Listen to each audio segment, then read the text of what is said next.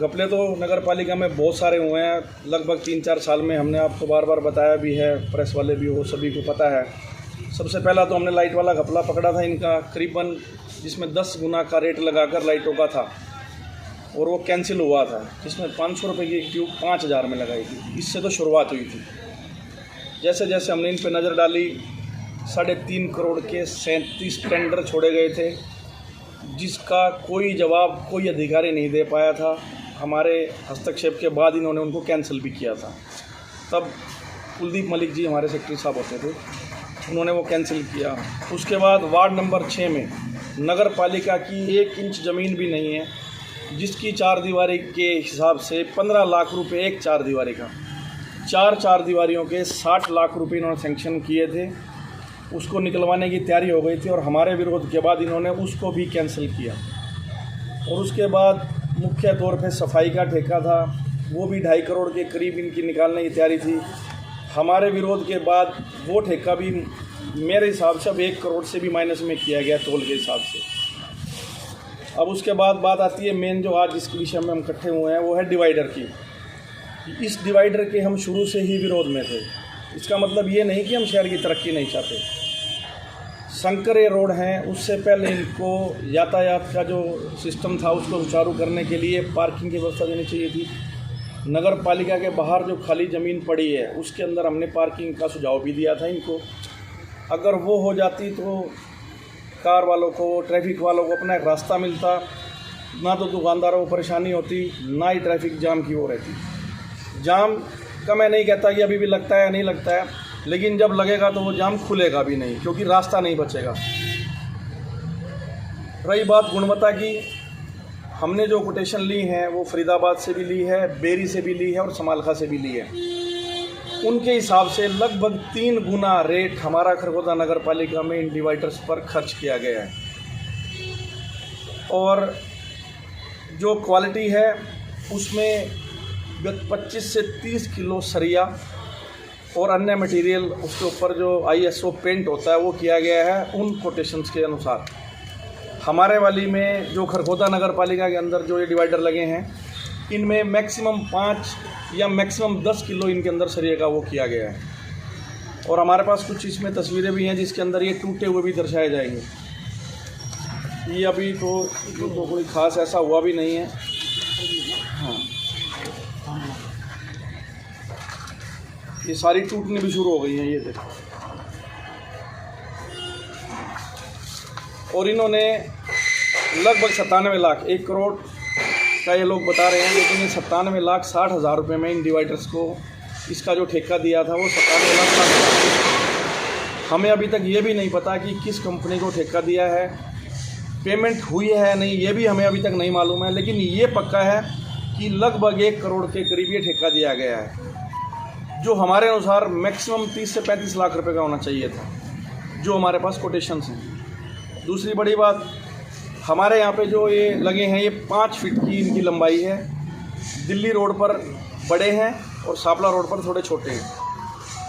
जो हमारे यहाँ पे 12,200 रुपये के लगभग एक लगा हुआ और 800 क्वांटिटी है इनकी। 721 को हमने काउंट किया है, बाकी हमें 79 अभी दिखे नहीं है कहाँ है। 800 के हिसाब से 12,000 के करीब एक पड़ता है, जो लगभग 3 गुना है। और नगर पालिकाओं या निगम के अनुसार जो हमारे पास सारी कोटेशन है। 1 हफ्ता पहले नवीन भाई ने मेरे से बात की थी। हमें तो शुरू से पता ही था, लेकिन ना तो हमें आज तक ये बताया गया कि इस कंपनी को ठेका दे रखा है, कब इसका टेंडर किया। 2 साल पहले बात चली थी, तब तक इन्होंने कुछ नहीं किया था। और अब ये जब अचानक से आया, हमें तो तभी पता चला था। नवीन जी ने संपर्क किया 1 हफ्ता पहले, उन्होंने भी कुछ कोटेशन ले रखी थी और हमने भी ले रखी थी, वो लगभग हमारी मैच हुई। तब जाके हमारा ये विचार बना था कि सब लोगों को इसके बारे में बताया जाए, प्रेस के माध्यम से और बुद्धिजीवी लोगों के माध्यम से सबको पता होना चाहिए कि किस प्रकार की धांधलियाँ खरगोदा नगर पालिका में लगातार की जा रही हैं। हमारे बार बार शिकायत करने के बाद हम विद साहब तक भी जा लिए, सब जगह जा चुके हैं, कोई किसी प्रकार का समाधान नहीं होता। थक हार के लास्ट में हम कुछ टाइम के लिए बिल्कुल चुप बैठ गए थे जी। अब ये लास्ट डिवाइडर का जो मामला आया है, इसके लिए एक प्रयास और करेंगे और ज़रूर करेंगे। उसके बाद जो भी होता है वो आपके सामने ही होगा। इसकी जी हमने कोटेशन मंगवाई थी कंपनियों से, ये उसी कॉपी है। पार्षद निरंतर प्रयास करता है कि अपने वार्ड में मैक्सिमम काम हो, भले ही वो उसका स्वार्थी क्यों ना हो, लेकिन वो कभी नहीं चाहेगा, अगर उसको अपनी जगह तलाशनी है या उसने लोगों के अंदर जाना है, वो कभी नहीं चाहेगा कि वार्ड में काम ना हो। वो ज़रूर चाहेगा बेसिक काम करवाना। बेसिक काम तो हो ही नहीं रहे हैं, बिल्कुल भी नहीं हुए।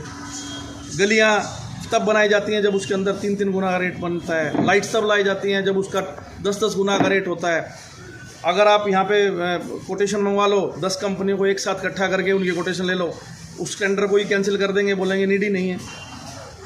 ये तो तब टेंडर जारी करते हैं जब अपने अपने 3-4 बंदे होते हैं, उन्हीं की चैन बनाते हैं, उन्हीं को बिठाते हैं, उन्हीं से रेट कोटेशन ज़्यादा और कम ले ली और लास्ट में फाइनली अपने बंदे को उन्होंने टेंडर दे दिया। पिछले तो आपने देखा होगा, साल पहले के जो एमई है उनका नाम क्या लेना सभी जानते हैं, उनके तो टेंडर में ठेके होते थे और ये डिवाइडर भी उन्हीं के टाइम के किए हुए हैं। अभी की तो किसी के नॉलेज नहीं, लगभग 3 साल जो एमई रहा है सारे काम उन्हीं के द्वारा किए हुए हैं वाले। एक बात और है कि आप कह रहे हो कि कौन इन्वॉल्व है इसमें। सरकार तनख्वाह देती है मोटी मोटी इंजीनियर को, एमई होते हैं, जेई होते हैं, नगर पालिका में बीआई होते हैं, इंजीनियर होते हैं। उनको मोटी मोटी तनख्वाह इसलिए मिलती है कि वो कम से कम खर्चे में मैक्सिमम सुविधा लोगों को दें। और वो ये नहीं पता इंजीनियर को कि 15 इंच चौड़े डिवाइडर जो है वो कैसे रुकेंगे इतने बिजी रोड पर बिना सेट किए। तो चाय के इंजीनियर है, काय का वो पेंशन तनख्वाह ले रहे हैं अपनी मोटी मोटी। ये देखना चाहिए कि किसकी मिली भगत है, किसने करवाया है।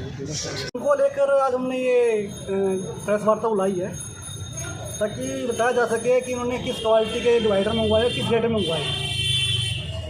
क्योंकि लोगों को जानने का हक है कि जो उन्होंने पैसा दिया है, हाउस टैक्स के रूप में दिया है, या उन्होंने एनओसी निकलवाने के लिए दिया है, या उन्होंने नक्शा पास करवाने का पैसा दिया है, वो पैसा उनका लगा कहाँ पे, पैसा गया कहाँ पे।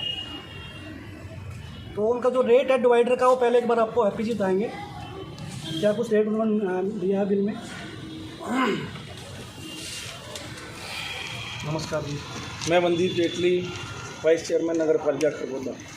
सबसे पहले तो मैं प्रयास संगठन और युवा शक्ति क्लब को धन्यवाद देता हूं, जो समय समय पर ऐसे आयोजन करके धांधली के खिलाफ लोगों को अवगत कराते हैं। जैसे ही हमने डिवाइडर को देखा और उनके बारे में लोगों से मैंने बात की, उनकी क्वालिटी जांची, तो हम अचंभित रह गए उनकी क्वालिटी देखकर। डिवाइडर के साथ साथ हमारी पहली मांग यह भी थी कि डिवाइडर रखने से पहले आप शहर में कहीं ना कहीं पार्किंग की व्यवस्था करो। इन गाड़ियाँ तो आएंगी शहर में, मार्केट में, तो पहले पार्किंग की व्यवस्था करो, उसके बाद डिवाइडर रखो। और साथ ही जो दुकानदारों के अतिक्रमण कर रखा है रोड के बाहर, उसको आप हटाओ, तभी डिवाइडर सफल हो पाएंगे। उन्होंने बिना तैयारी किए, बिना कुछ जांचे परखे, बिना किसी से पूछे अचानक से डिवाइडर रखवा दिए। और डिवाइडर रखवाने का नतीजा ये हुआ कि जो लोग अपने गाड़ियों में आते हैं बाहर गाँवों से, उनको प्रॉपर गाड़ी खड़ी करने की जगह नहीं मिलती, वो परेशान रहते हैं। और साथ ही दुकानदारों की दुकानदारी भी प्रभावित हुई है उससे। तो उसके बाद हम दुकानदारों के पास गए। हमने करीब 100 दुकानदारों से पूछा कि भाई डिवाइडर लगे हैं शहर में, आपको उसके क्या फ़ायदा हुआ, क्या नुकसान हुआ। तो मोस्टली दुकानदार इनसे परेशान थे। लेकिन जब हमने उनसे पूछा कि अगर मान लो यहाँ पे पार्किंग होती, व्यवस्था होती शहर में प्रॉपर, तो भी क्या परेशान होते। तो 90% दुकानदारों ने कहा कि अगर पार्किंग बन जाए, आज भी बन जाए, तो फिर उन्हें डिवाइडर से कोई दिक्कत नहीं है।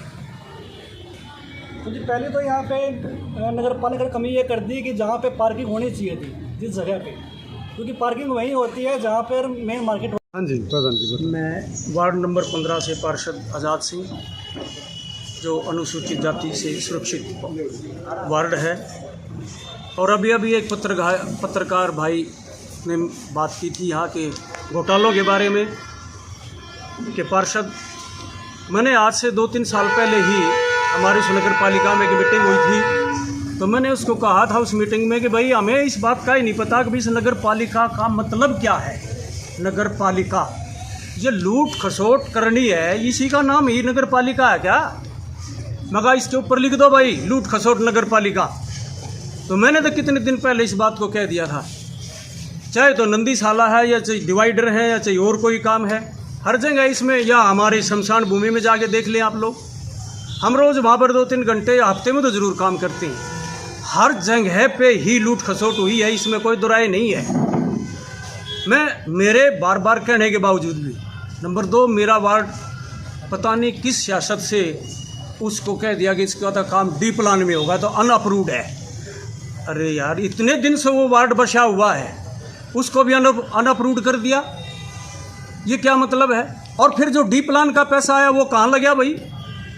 मेरे वार्ड में एकमात्र एक गली बनी थी और एक अभी बनी है 2-3 महीने पहले, वो भी अधूरी है। वो भी मैं उपायुक्त महोदय से मिले थे, आदरणीय भाई हमारे एपी साहब जी भी साथ में थे, वाइस चेयरमैन जी, जब जाकर के वो थोड़ा सा काम हुआ था। मेरे वार्ड में कोई गलियां नहीं बना रहे, कोई काम नहीं कर रहे कि वो अनअप्रूव्ड है। जो डी प्लान का पैसा आवा तो उसको तो लगाओ कम से कम। लास्ट के प्लान बनती आ रही है वहाँ गली। पता नहीं कैसा ये नगर पालिका का एक भाई सिस्टम है, इसलिए भाई मैंने तो कई साल पहले बोल दिया था, मेरे आदरणीय भाई पत्रकार महोदय जी, ना बोल रहा हो तो मेरे को बताओ आप लोग। लेकिन